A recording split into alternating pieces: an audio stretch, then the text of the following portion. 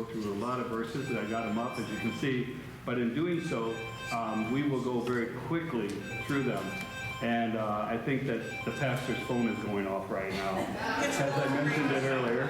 So It's Walgreens, Pastor. oh, it's Walgreens, of course. So, well, as a reminder, please either put your phones on vibrate or shut them off. I did tell you that it was on, though, that I already had it set up. Yeah, right. So, but in doing so, that's what I get. But truly, we need to be courteous of that. And I have a lot of verses. Let me go through them real quick. Again, 1 Peter 3:7, Ephesians 2:25, and I'm actually using the New King James Version of the book, but that version is the King James Version. Okay? Ecclesiastes 9:9, 1 Chronicles 29:17, Titus 2:7 and 8, Proverbs 3:32, Proverbs 10:9, Proverbs 12:17, and I thought that for a minute there that David was going to do my message because he did use Proverbs 22:6 in the children's moment. Psalms 103:13, 3 John 1:4, and Joshua 24:15. I have to tell you, I am so thankful that in this church, for the size of the church, the number of men that are in it. Most churches, the percentage of men in the church doesn't compare. You guys have heard my story, and Larry had actually just mentioned earlier that in my family, my dad was an over-the-road truck driver. He was gone a lot, but on Sunday mornings when he was home, he typically didn't go to church with us. Mom was the one that took us to church. Mom was our spiritual guide and our spiritual leader in our house. And as Larry had mentioned, it was actually 52 years my mom prayed for my dad every day. I know she did. And after 52 years of prayer and marriage, he came to know her as the Lord and died 2 years later. So I know where my dad is. My dad was a great man. He taught us how to be men. He taught us how to be gentlemen. Now, sometimes I fail in that area, but he did teach us how to do that. And in doing so, I'm so thankful for my father. But I'm also thankful for the men that stand up and are godly fathers in their homes. And so men that are here today, I appreciate you. And I thank you for being the leaders, true leaders in your home, because it's not just teaching us how to be men, but how to be godly men. And thank you. Continue to do so. I think it's so important for us to know that, because so many people, the moms are leading the home and not the dads. And for you ladies that are being mom and dad both, I know there's a few here, and in doing so, thank you, because it's not easy being both. And so, and in my own family, I know there are a few situations like that also. But in doing so, as we mentioned, that truly it's the fathers that are accountable to God to upbringing their families. It's not the wife as a mother. And I think it's important that our kids see this. And I think it's important that our kids see that how to be raised as a father who is in awe of the Lord, but also fears the Lord. And in doing so, we see the difference in most households that have that situation. And it's important for us to understand that. I know that, again, the most important part is for the father to honor and be accountable to the Lord. But today we're going to focus directly on the family itself and on the individual man himself, not on his relationship with God, because we have already established that we need that relationship with God. But I think that it's important for our children to see how the father treats their wives. I think it's important for us to realize, we grew up in a day and an age where we are in a situation where there are more and more single parent units. And we don't see where the children are seeing the relationship between a mother and a father. And so they don't get that upbringing. They don't get that teaching. They don't get to see it firsthand. And as we see more and more through the years, and it's natural. We talk about desensitizing our kids through schools, and that's happening, isn't it? But we also see the fact that because our government has actually, and it actually dates all the way back to the Lyndon Johnson in 1964, when he started passing the fact that the welfare and the protection of the mom issues. I've mentioned before in the state of Texas and in the state of Indiana, and I'm not sure if there's any other states, but if a mom has a child out of wedlock, they take care of the first one. They don't take care of any others after that. The state of Indiana and the state of Texas doesn't have women having 3 and 4 and 5 children because they know that they're not going to get financially supported by that. And that's sad both ways. But more importantly is, the saddest part is, where's the dad? Where's the father at? And that's more important. And our young people are being brought up that it's okay. There are situations where it has to be okay because there are situations where they do need to separate. And I'm not saying that that's not the case, because there is. But the fact of the matter still is that kids need their dads. Kids need a father figure. And more importantly is this, is that kids need to see how dad treats mom. So we look immediately to 1 Peter 3:7. It says, "You husbands in the same way live with your wives in an understanding way, as with someone weaker, since she is a woman, and show her honor as a fellow heir of the grace of life, so that your prayers will not be hindered." Isn't that amazing? Scripture right there in 1 Peter 3:7 tells us this, is that maybe men, maybe your prayers are being hindered because you're not treating your wife right. It's in direct correlation.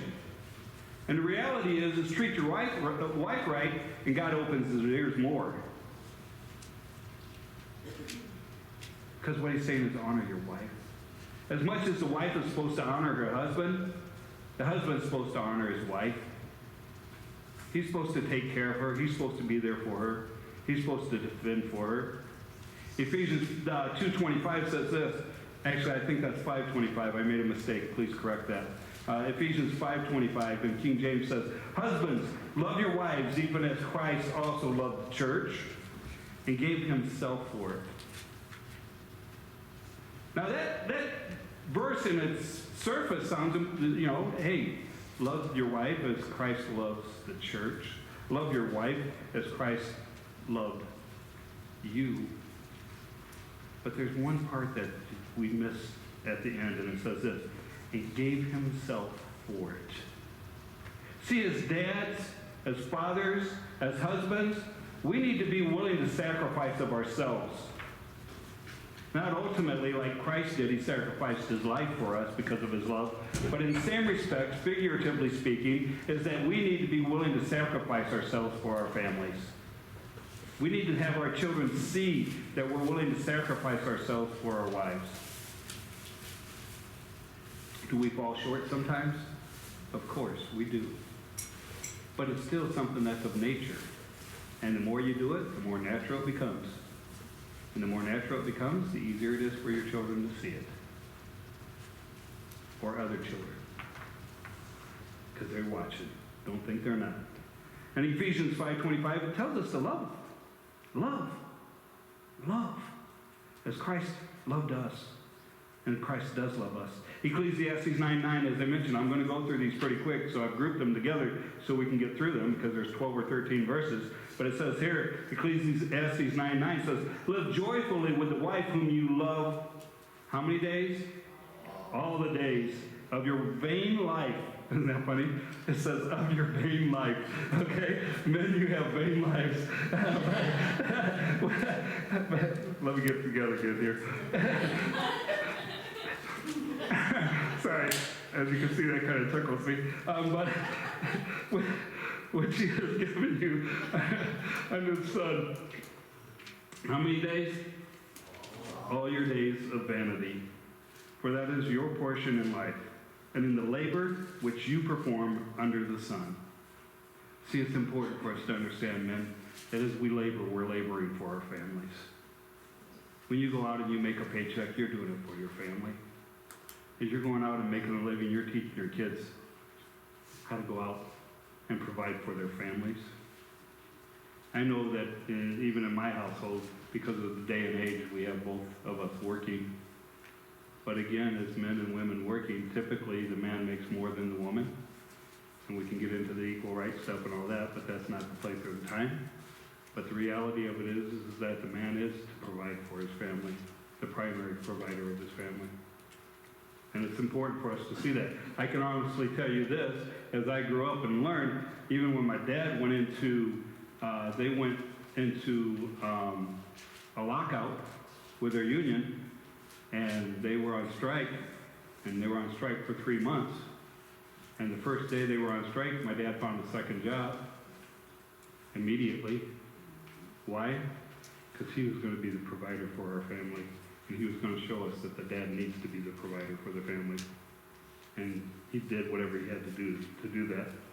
I think of the show, how many of you have seen the show Bagger Vance? You guys, any of you seen the show? Raise your hand if you've seen the show Bagger Vance. And remember the little boy who was the main character through it? And then the main male character tells the little boy to grow up because the little boy was ashamed that his dad went and was doing sweeping the streets. Why? Because the dad wasn't going to take the welfare. The dad wasn't going to look upon others. He wasn't going to go to the soup kitchen. He was going to provide for his family no matter what it took. You guys remember that? What a great scene. I just think of that because the main character says to the boy, grow up. Grow up. Your dad's out there busting himself, trying to get something for his family instead of sucking it up off of other people. That's what he was telling the boy. And it's important for us to understand that as dads, we need to do that. We need to be that example to our children. I think it's imperative that it's not only an example to our children, but to other children. It's really neat. I have to tell you, one of my most precious moments for me personally is when a kid that wasn't my child, that I coached or was in youth ministry with, comes up and says, you know, if it wasn't for you or if it wasn't for you and your wife, I probably wouldn't be here today. Or you don't know how much you've affected us. See, because they do look, they do see. And it is our responsibility. It's not only a responsibility to our families, but it's a responsibility for other children. For those of you that are involved in Awana, praise God for you. Because you're not only affecting your family, you're affecting other kids' families too. It's so important. If you haven't volunteered for something before, whether it's reading in the library to kids or doing after-school mentoring or coaching or getting involved in ministries here at the church, think about it. It is time-consuming, and you do have to sacrifice yourself, but the payback is so great. So please consider that. 1 Chronicles 29:17 says this, and this is going into the fact that we need to show our children how godly men should be. 1 Chronicles 29:17 says, I know, my God, that you test the heart and are pleased with integrity. See, as men, we're called to integrity. I don't know if you guys remember, I think it was 2 years ago, it might have even been 3 years ago, so many of you weren't even here. I actually did a message on man of integrity, if you guys recall that. And I broke down, there are so many verses in the Bible about integrity. And for you to be a man of integrity. And I don't think it was a Father's Day message, it may have been. I don't believe it was. But to be a man of integrity. That people will look at you and say, you know what? I like that guy. I like that guy. I like what he represents. I like who he is. And I think it's important for that us to be people of integrity. And I'm not even talking to men here. I'm also talking to ladies here today. So as we talk about fathers, you can also think that we could also then put the word mothers. Although today is Father's Day and we're focusing on the dad, moms, you have a responsibility too. So don't think that you're sitting in your pew getting out of it today, because you're not. And so Gary can say that because his wife's not here right now. In doing so, and he said it loudly, you know, notice that? But in doing so, truly, ladies, you can replace that man of integrity with women of integrity. I think God expects us to be godly people, and we need to be people of integrity. Titus 2:7-8 says this, and everything set them an example by doing what is good. In your teaching show integrity, seriousness, and soundness of speech that cannot be condemned, so that those who oppose you may be ashamed because they have nothing bad to say about you. Wow, what a powerful verse. What a powerful verse. You know, one of the things that I've said before, and I truly believe, and I will say it again, is that whether it's myself or anyone else who takes the pulpit here, if they are not speaking the truth of God, get them out. Remove them from the pulpit. I don't care if it's in the middle of the service. But the reality of it is we need to speak the truth of God, and we need to not worry about the fact that somebody might be hurt by it, because if they're hurt by it, then that means that they have a sin that they need to take care of. Amen. And the reality is that's what we're called to do. Now, does that mean we shove it in their face? You guys know that's not how I feel. Because the fact of the matter is 1 Peter 3:15 is my favorite verse. And the very last part says what? Do it with gentleness and respect. I don't think it helps anybody to shove stuff in people's face because they're just going to get offensive for it. But it is important for us to have integrity. It says seriousness and soundness of speech. I think that's important, that they cannot be condemned. And then it goes on to say this, so that those who oppose you may be ashamed because they have nothing bad to say about us. Nothing. And I think that's important for us to stand on that. See, the Lord wants us to walk upright. He wants us to walk in the ways of His teachings. Proverbs 3:32, and as you know, the next 4 or 5 verses are about Proverbs. Isn't that amazing? What is Proverbs all about? It's teaching and instructing, right? So we're going to go through about 3 or 4 verses of Proverbs. Proverbs 3:32 says this, for the Lord detests a perverse man, but takes the upright into His confidence. You want to be in the Lord's confidence? Be upright. Men, women, be upright. Don't let people allow you to become perverse. Proverbs 10:9 says this, the man of integrity walks securely, but he who takes crooked paths will be found out. And I think that's important for us to understand, that again, we need to walk the straight path. There's a reason why God says that the path is straight and narrow. It's because it is.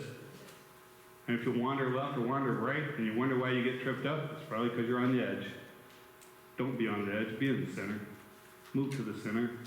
How do you do that? Prayer, the Word, being in church faithfully. That's how you stay in the center. Doing things for others. It moves you to the center. You've heard me say time and again that this is that truly, and I believe this from the bottom of my heart, and you guys hear me say this a lot because it's embedded in me, is I truly believe that we go through experiences of life to prepare us to help others. And you've heard me say this also. Then it's up to us whether we do it or not. Listen, men, you go through some times. You've been through some times. I know that sometimes even in some of you in your job place, you just want to walk out. But what is that going to accomplish? You're the one outside without a job now. The other people are still there doing their thing. As the man in the Bagger Vance says, suck it up. Suck it up and be there. Grow up. It's important for us to understand that. And in doing so, we just know that the Lord will bless us with this. We must be honest. Proverbs 12:17 says this, whoever speaks the truth gives honest evidence, but a false witness utters deceit. There's nothing worse than false deceit. I've shared before, there's a young man that I know that he loves God. He does. And he puts a lot of God stuff on his Facebook page. And then he'll turn around and he'll paste something on his Facebook page, like a dirty joke or something like that. And each time I see that, I think, man, you're ruining your witness. I grit my teeth because, I know he loves the Lord. And yet, he still goes there, And it's like, you just ruined your witness that you had the previous 3 pastings, or whatever postings they're called, not pastings. So in doing so, that verse holds true. Excuse me. False witness utters deceit. So we need to be that example to our children. We need to be that example to others. We need to be that example to other people's kids. That's why Awanas is so important. I don't plug Awanas just because we have Awanas. I plug Awanas because I see people. You guys have heard me say before, just a couple months ago, I had this happen here in town. I ran into a young lady and I asked her if she went to church, and she said no. I said, have you ever gone to church? She says, yeah, I have a church. What's your church? Calvary. I've been here 7.5 years. I've never seen her. Calvary because she went to Awanas as a kid. She still proclaims this church as her church.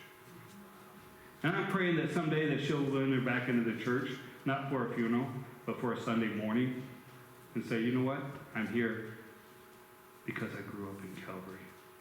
Because I grew up in the Lord, because Calvary was teaching the Lord. Because I was at Awanas, because you guys opened your doors to me when nobody else would. Because there may be a day. We're praying that that day will come sooner than later. But it's important for us to understand that. Then we look at, okay, we've talked about all this. What we need to look at is, what are the rewards of doing this? You know, I shared with a friend of mine, and he said, what if there isn't a God, Randy? I said, well, again, let's look at it this way. Let's break it down for just a second. Let's say that there isn't a God. Lord, please forgive me. But let's say there isn't a God, right? So when I die, there isn't a God. I lived a good life. I helped others. I tried to do the right thing all the time. Obviously I didn't, but I tried. Tried to do the right things all the time. I provided for my family. I loved my family. I loved my friends. I pretty much love any kid that comes across me, to be honest with you. I've coached 47 different seasons. I've been in ministry, both youth ministry and now in regular ministry for several years. The worst thing I can say is that I was a good man. I hope. I hope that people would say that of me. I pray that that's the truth. So the consequences is I still lived a good life, right? What if there is a God? What if there is a God? And a friend of mine asked me that, and as I shared with him, I said, now let's look at the alternative. If I'm right, and you're wrong, I spend eternity in heaven, praising my Lord and Savior, rejoicing in streets of gold for eternity. And for eternity, you burn in hell. I would say that I would much rather have my situation than yours. Wouldn't you? And in doing so, I think that truly it hit a chord with him. I don't know that he's in church today, but I believe it hit a chord with him. And think of that, you know, really, that's really what it comes down to. If for any strange reason we were just so whacked out of our minds for believing that there is a God, that there's a creator of all things, that there's a Father of heaven and earth, as we celebrate Father's Day. And they were right. I'd still take my chances. I'll take my chances. Proverbs 22:6, as David mentioned earlier, start children off on the way they should go, and even when they are old, they will not turn from it.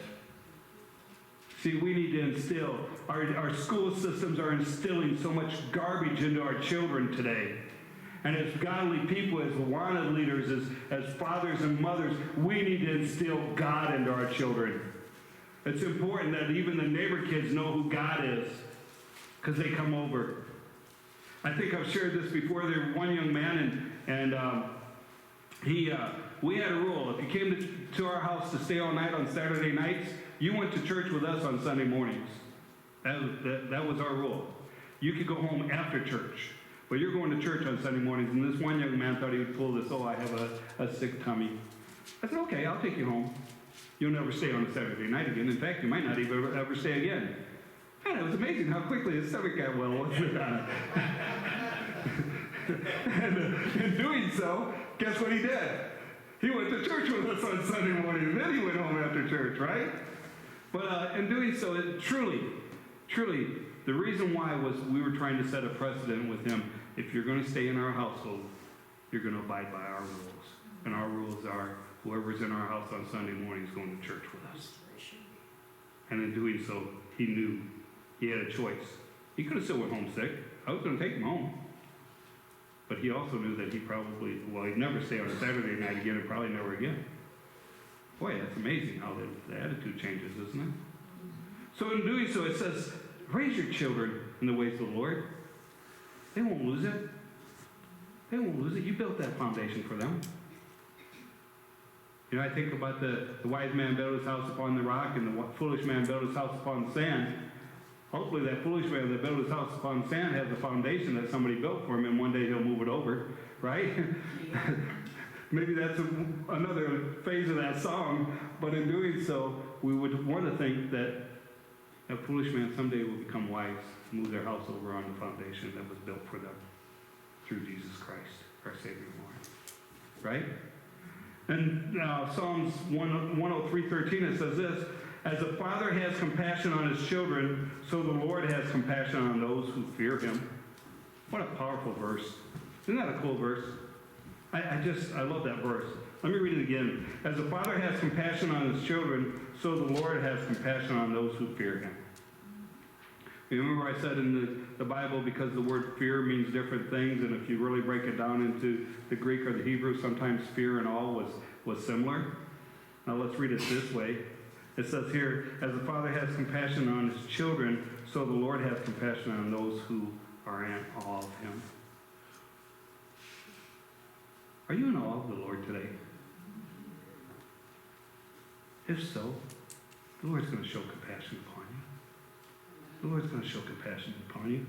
3 John 1:4 says this, it is the greatest joy of my life to hear that my children are consistently living their lives in the ways of truth. Let me read that again. It is the greatest joy of my life to hear that my children are consistently living their lives in the ways of truth. See, your children are going to come back to the Lord. They are. Some take a little longer than others. Some need a few more knocks in the head, right? than others. But in doing so, if you brought them up in the way of the Lord, then they'll come back. Now the amazing thing is, and this is so great because God's so gracious, is that if you haven't brought them up in the way of the Lord, you still got a chance. If they have a breath in their lungs, you still have a chance. Don't give up on them. You've heard me say this time and again, don't give up. Don't give up on your children. They may be going through a season. They may be going through a hard time. You may be racking your brains trying to see what's up with them and why they're doing the things they're doing, or how you can help them, or sometimes that you can't even help them. But the reality of it is this, that God's still working on them. The little kids sing the song, "You're Still Working on Me." Remember that song? Isn't that true? He's still working on us. He's still working on each of us. Don't think he's not working on your children, because he is. I think it's important for us to understand that, and really, truly, is that one of the rewards is there's going to be a day where they're going to come back to the Lord. There it is. Unfortunately and sadly, too often, what usually ends up happening is it usually takes the fact of one of the parents passing away. It turns them either to the Lord or away from the Lord, but if they were brought up in church, they'll turn them back to the Lord. Unfortunately, that's the truth. We pray that our children do so and stay that way all the time. Most of the time they're there. We love them dearly. Men, you need to take responsible for your actions. You need to be responsible for your actions. Joshua 24:15 says it all in closing. As for me and my house, we will serve the Lord. As for you and your house, serve the Lord mightily. And in doing so, God's going to bless you for it, because there's rewards that he just shared. Your kids will be blessed by it. In doing so, as we get ready to sing and we stand together, I just challenge you this.